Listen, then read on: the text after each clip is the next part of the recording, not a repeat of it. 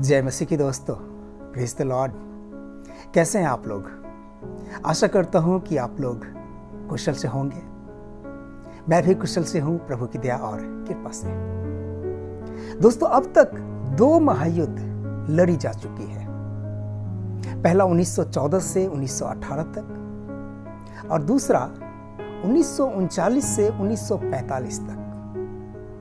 दोनों ही विश्व युद्ध में दुनिया के बड़े बड़े और शक्तिशाली देशों ने हिस्सा लिया, दोनों ही विश्व युद्ध में। परंतु दोस्तों, मत्ती रचित सुसमाचार अध्याय 24 पद 6 और 7 में प्रभु यीशु मसीह जिस युद्ध के विषय में बता रहे हैं, उस युद्ध में दुनिया के सभी देश हिस्सा लेंगे, चाहे वो छोटा देश हो या बड़ा देश हो। हर एक राष्ट्र उस युद्ध में हिस्सा लेंगे। दोस्तों, ये युद्ध ऐसा युद्ध होगा जैसा कि आज तक नहीं हुआ।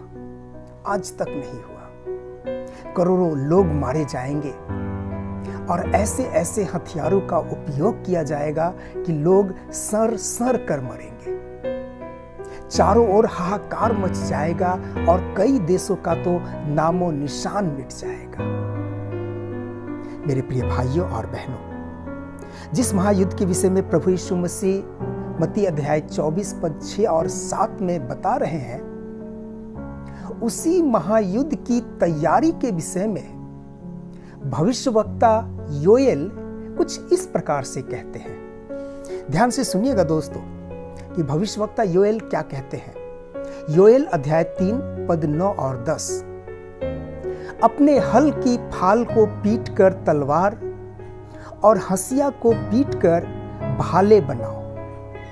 दोस्तों, भविष्यवक्ता योएल कहते हैं, अपने हल की फाल को पीट कर तलवार और हंसिया को पीट कर भाले बनाओ। प्रियो, एक किसान का जो सबसे बड़ी पूंजी होता है वो हल और हंसिया ही होता है। एक किसान का सबसे बड़ा पूंजी हल और हंसिया ही होता है। लेकिन भविष्यवक्ता योएल कहते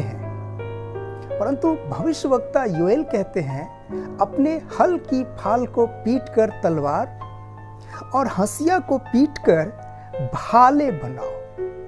दोस्तों, भविष्यवक्ता योएल क्या कहना चाह रहे हैं? दोस्तों, भविष्यवक्ता योएल क्या कहना चाहते हैं? दोस्तों, भविष्यवक्ता योएल का कहने का मतलब यह है कि मनुष्य अपने आय का बहुत बड़ा हिस्सा हथियारों पर खर्च करेगा। मनुष्य अपने आय का बहुत बड़ा हिस्सा हथियारों पर खर्च करेगा। दोस्तों, आज दुनिया के सभी देश अपने आय का बहुत बड़ा हिस्सा हथियार बनाने और हथियार खरीदने पर खर्च कर रहे हैं। आप देख सकते हैं दोस्तों, Bharat, China, America, Israel, Russia, आप देख सकते हैं, सभी देश अपने आय का एक बहुत बड़ा हिस्सा हथियार बनाने या हथियार खरीदने पर खर्च कर रहे हैं। और दूसरी ओर दोस्तों, भविष्यवक्ता जकरियाह इस महायुद्ध की भयंकरता के विषय में बता रहे हैं कि ये महायुद्ध कितना भयानक होगा। उसके विषय में भविष्यवक्ता जकरियाह बता रहे हैं। जकरियाह अध्याय 14 पद 12। खरे खरे उसका मांस गल जाएगा, उसकी आंखें गोलक में सड़ जाएगी तथा उसकी जीभ उसके मुंह में ही सड़ जाएगी। मेरे प्रिय भाइयों और बहनों, जकरियाह इस महायुद्ध की भयंकरता के विषय में बता रहे हैं कि उसकी आंखें उसके गोलक में ही सड़ जाएंगे, उसका जीभ उसके मुंह में ही सड़ जाएगा, खड़े खड़े वो सड़ जाएंगे। मेरे प्रिय भाइयों और बहनों, आज ऐसी हथियार बनाए जा चुके हैं ऐसी ऐसी हथियार बनाए जा चुके हैं दोस्तों, जिसके उपयोग से लोग सर सर करके मरेंगे, सर सर करके मरेंगे। और उन्हीं हथियारों में से जो पहला हथियार है वो है न्यूट्रॉन बम। न्यूट्रॉन बम अर्थात परमाणु बम। दोस्तों, यदि एक बैलिस्टिक मिसाइल किसी देश के ऊपर छोड़ा गया तो जमीन से लगभग 200 मीटर ऊपर वो बैलिस्टिक मिसाइल फटेगा और उसमें से इतनी रोशनी निकलेगी कि कुछ क्षणों के लिए तो लोग समझ नहीं पाएंगे कि क्या हुआ। इतनी रोशनी निकलेगी, सूरज की रोशनी भी फीकी मालूम पड़ेगी, इतनी रोशनी निकलेगी। और उसके 400 मीटर के दायरे में न्यूट्रॉन और गामा किरण के प्रभाव में जितने लोग आएंगे उनको उल्टी शुरू होगी जो रुकेगा नहीं। लोग उल्टी करते करते तरप करके मर जाएंगे।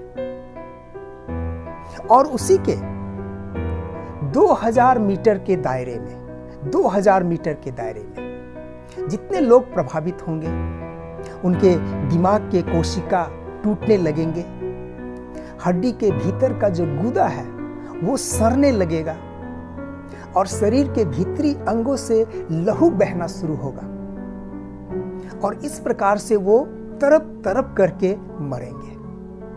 दोस्तों, अन्य प्रभावी क्षेत्र में लोग संतान उत्पन्न करने योग्य नहीं रहेंगे और कैंसर से पीड़ित हो जाएंगे। और इस प्रकार से दोस्तों लोग सर सर करके मरेंगे। और दूसरा दोस्तों, जैविक और रासायनिक हथियार। आज लगभग 16 देशों के पास जैविक और रासायनिक हथियार है। 16 देशों के पास। दोस्तों, ये हथियार इतना खतरनाक है कि बहुत कम समय में एक बहुत बड़े महाद्वीप को खत्म कर सकता है। बहुत कम समय में ये जैविक और रासायनिक हथियार इतने खतरनाक है कि बहुत कम समय में एक बहुत बड़े महाद्वीप को खत्म कर सकता है। इस हथियार के उपयोग से हवा और पानी को दूषित किया जाता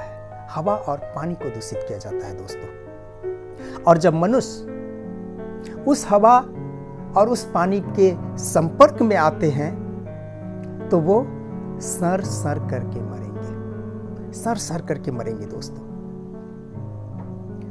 आज जो कोविड-19 का जो प्रकोप है पूरे दुनिया पर, ये भी एक जैविक हथियार ही है और इसके विषय में हम लोग अच्छी तरह जान रहे हैं कितना खतरनाक है। जबकि इससे भी अधिक खतरनाक जैविक हथियार मौजूद हैं और उन्हीं में से एक है दोस्तों पल्मोनरी एंथ्रेक्स। ये एक जैविक हथियार है और इसका इन्फेक्शन फेफड़े पर होता है।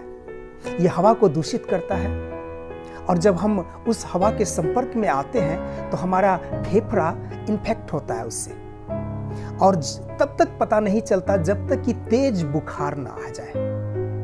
और इतना तेज बुखार आता है दोस्तों कि दुनिया का कोई भी एंटीबायोटिक उसे रोक नहीं सकता और मनुष्य 24 घंटे के अंदर तरप कर अपना सांस तोड़ देंगे, अपना दम तोड़ देंगे। दोस्तों, दूसरा जो एक रासायनिक हथियार है बोट्यूलिनस टॉक्सिन। ये एक रासायनिक हथियार है दोस्तों। इससे पानी को दूषित किया जाता है और साइनाइड से 30 मिलियन अधिक खतरनाक है।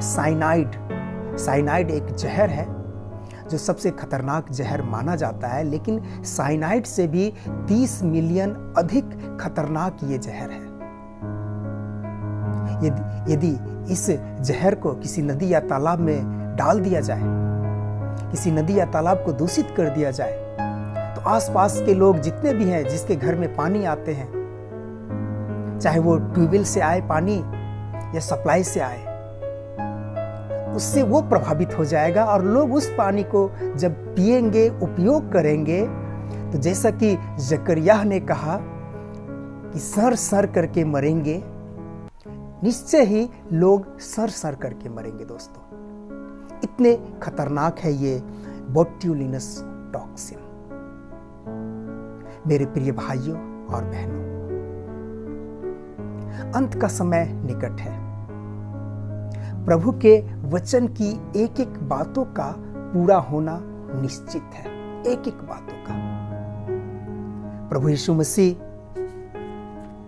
मसीह मत्ती अध्याय 24 पद 6 और 7 में जिस महायुद्ध के विषय में बता रहे हैं, उसी महायुद्ध के तैयारी के विषय में भविष्यवक्ता योएल ने बताया कि इसकी तैयारी आज पूरी दुनिया में हो रही है, और उसकी भयंकरता के विषय में भविष्यवक्ता जकरिया ने बताया।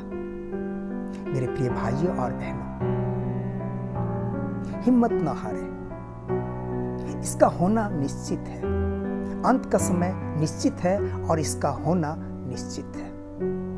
इसलिए हिम्मत न हारे, प्रभु के वचन पर विश्वास रखें। प्रभु हम सबको आशीष प्रदान करे। तो प्रभु सहायता करे दोस्तों, मदद करे कि जितने दिन भी हमें इस संसार में रहना है, अपने जीवन के हर एक पल से दोस्तों हम प्रभु की महिमा कर सके। हर एक पल से प्रभु हमारे ऊपर दया दिखाए, प्रभु की कृपा, प्रभु की अनुग्रह हमारे ऊपर बना रहे। आमीन। दोस्तों, यदि मेरा यह वीडियो आपको अच्छा लगा हो, आपने कुछ नया सीखा हो, तो जरूर सब्सक्राइब कीजिए, लाइक कीजिए, कमेंट कीजिए, अपने दोस्तों के साथ, विश्वासी भाई बहनों के साथ शेयर भी कीजिए। फिर मिलते हैं दोस्तों अगले वीडियो में। तब तक के लिए जय मसीह की।